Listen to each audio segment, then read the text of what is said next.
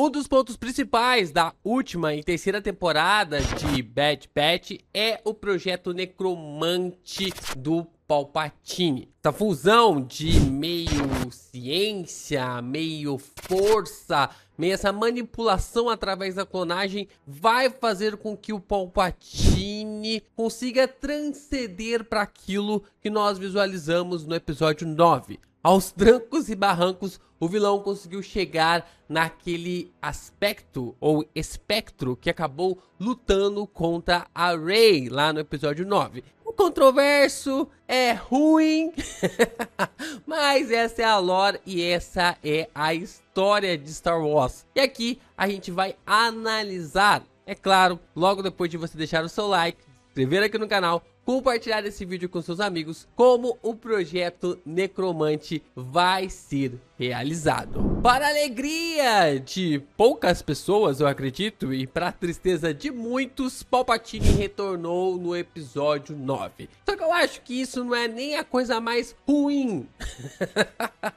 do episódio, não foi a coisa mais ruim do filme, porque é uma sucessão de coisas bizarras que aconteceram no episódio 9, mas o ponto crucial que a gente vai falar aqui nesse vídeo é sobre o retorno do Palpatine e como que isso foi levado em consideração. Como nós sabemos, o Palpatine foi morto pelo Darth Vader lá no episódio 6, no Retorno de Jedi. E desde lá, através ali dos Legends ou também ali do universo expandido de Star Wars nos livros ou nos quadrinhos, sempre se brincou com o retorno do Palpatine, principalmente através do termo da clonagem, já que na década de 90 esse tema sempre esteve em alta. A gente visualiza ali a história da forma como tivemos a clonagem da ovelha Dolly. Então, desde lá, desde a década de 80, da década de 90, sempre esteve se falando um pouco sobre essa ideia, sobre essa idealização, e é claro que na ficção científica não seria diferente. E o Palpatine, então, seria essa criatura, esse ser que moveria-se para, então, se clonar, para transcender após a sua vida. Como ele mesmo fala para o Kylo Ren, eu já morri uma vez, o que é morrer uma segunda vez para ele. Então, nós temos esse aspecto muito importante com o personagem e como que esse projeto levou ele ao seu retorno na história. O projeto Necromante em Star Wars, ele tem dois aspectos diferentes. A primeira vez que ele é abordado é na série Mandaloriano, só que ele é mais enfatizado em Bad Batch. Então nós podemos ter duas divisões, duas partes sobre este projeto. A primeira é durante o Império, com Royce conduzindo as pesquisas, fazendo a Nala Se lhe ajudar no projeto. Para quem não se lembra, Nala Se é a responsável pela clonagem no planeta Kamino, que foi destruído em Bad Batch. Acredito que foi destruído em Bad Batch e acabaram tivendo ali a mudança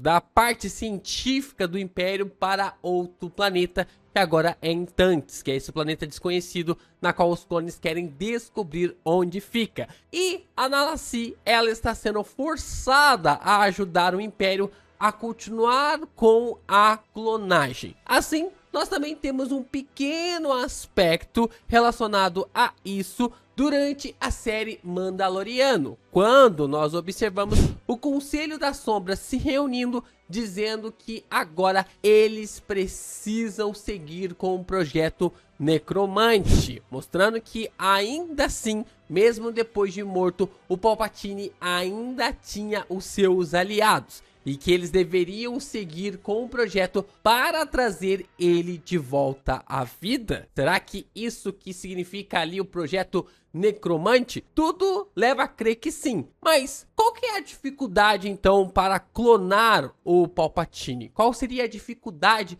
que temos aqui para clonar o personagem? Nós tivemos vários clones durante a história de Star Wars. Nós tivemos os clones, nós tivemos também uma clonagem específica do próprio Boba Fett, depois do Jango Fett, né, do Jango Fett para o Boba Fett, que acabou se tornando o filho dele. Mas qual que é a dificuldade para clonar o Palpatine? Por que precisava de todo esse projeto, sendo que o Império já tinha todo o acesso aos arquivos criados pela Nala Se, e por que eles não conseguiam clonar o Palpatine de uma forma tão fácil como foi através dos clones? A única resposta, e aqui que começa a teoria, a única resposta para isso é que para clonar o Palpatine é necessário também clonar a quantidade de midi-chlorians que ele possui. Eu sei que midi-chlorians também é um tema muito sensível. Eu falo para vocês que os fãs de Star Wars normalmente são bem sensíveis.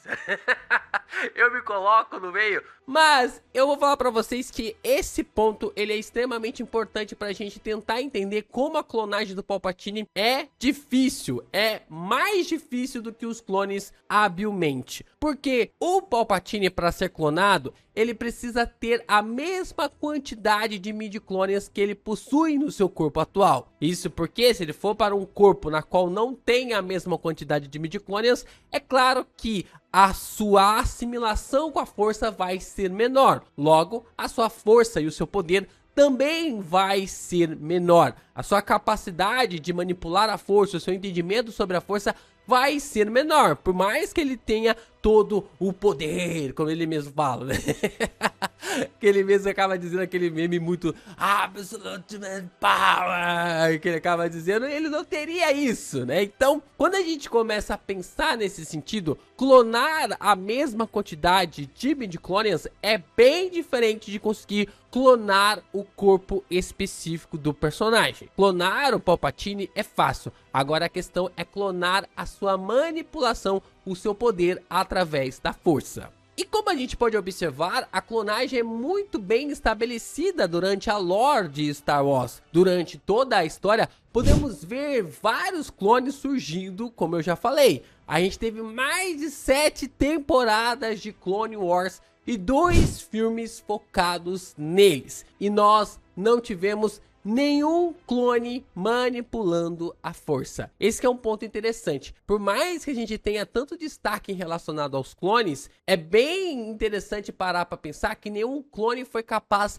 de ser um manipulador da força, de ser ali um Jedi, de nascer como um Jedi, alguém que consiga manipular o poder da força. E a gente teve muita mídia para poder ter um aspecto relacionado a isso, para poder ter um foco relacionado a isso, mas nós não tivemos. Isso tudo até a chegada de Bad Batch, com foco na Ômega. A forma como tinha a dificuldade de seguir o projeto para fazer essa clonagem esbarra com a chegada da Ômega, e que talvez a personagem seja a resposta definitivamente para a clonagem. Como nós observamos durante os últimos episódios, a Nala Se esteve intervindo, ela esteve manipulando o resultado dos testes da Ômega para fazer com que eles nunca chegassem na personagem. Mas, pelo que tudo consta, a Ômega, ela é uma clone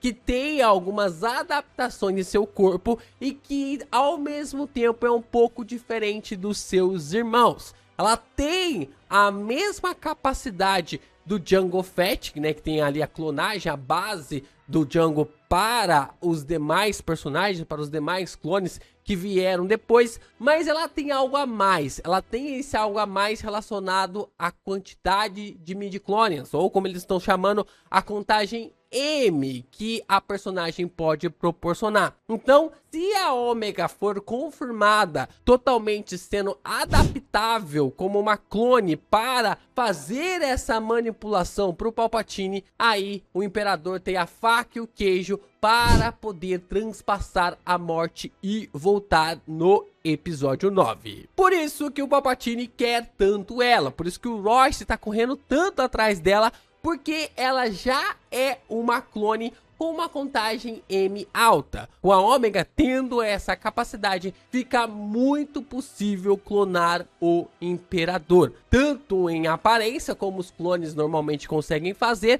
quanto também relacionado ao seu poder. a manipulação da força. Com a Ômega sendo concretizada com essa quantidade de poder, ela pode então ter a chave para que o Palpatine consiga chegar até o episódio 9 e a gente ter a resposta de como ele sobreviveu, sem ter esse atropelo que foi entre o episódio 8 e 9, trazendo o Palpatine assim do nada. Eu acredito que o Filoni vai conseguir conduzir essa intervenção do Palpatine de uma forma muito mais interessante e explicar para nós o que rolou realmente entre os episódios 7, 8 e 9. E é claro, né, final ali do episódio 6, começo do episódio 7, sobre esse tempo e a forma como esse projeto foi conduzido, sendo iniciado durante o Império e finalizado nos 30 anos que se seguiram da Nova República.